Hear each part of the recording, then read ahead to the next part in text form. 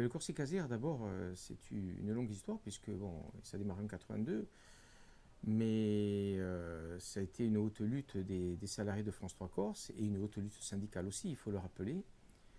Et socialement, ça a été hyper important pour la Corse, puisque je rappelle quand même qu'à un certain moment, les gens rentraient chez eux pour regarder le Corsi Caser, et les bars étaient vides, à tel point que tous les patrons de bars étaient descendus acheter des télévisions pour voir le Corsi Caser dans les bars pour regarder leur clientèle. Et socialement, on va dire en termes d'emploi.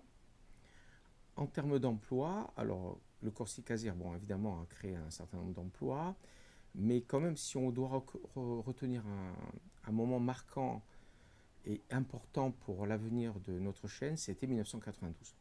En 92, il y a eu un mouvement national de réduction de l'emploi au niveau de France 3.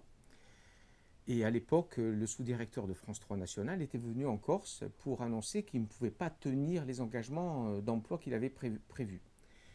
Et donc la section STC de France 3, avec, à l'époque, qui avait été créée en 87 avec les salariés, avait retenu ce fameux directeur, et à tel point qu'il lui a fait passer la nuit dans les locaux d'Ajaccio.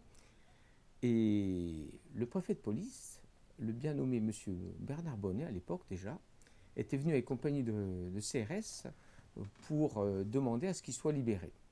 Alors devant, je dirais, les adhérents STC et les salariés, le préfet a fait demi-tour parce qu'ils avaient vu qu'il y avait quand même une forte mobilisation.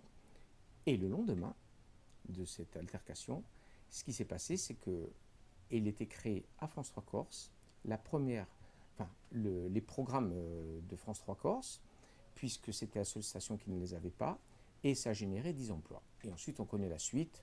En 2006, la création de Viastil, impulsée par René Siach, le directeur territorial, et Sampiro Sanguinetti, le responsable des programmes, qui, rappelons-le, avait été limogé en 1987.